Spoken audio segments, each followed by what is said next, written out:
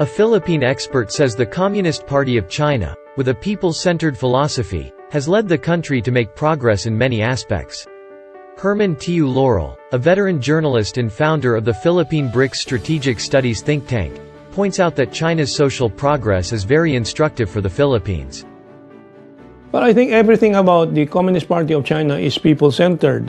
From the very beginning, its founding, it's about the people of China, bringing it out of the poverty of the feudal ages, bringing it out of the poverty of the underdeveloped state of China.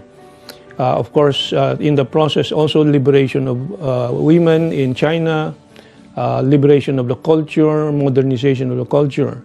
So it's all about people, and the people did respond. China has progressed.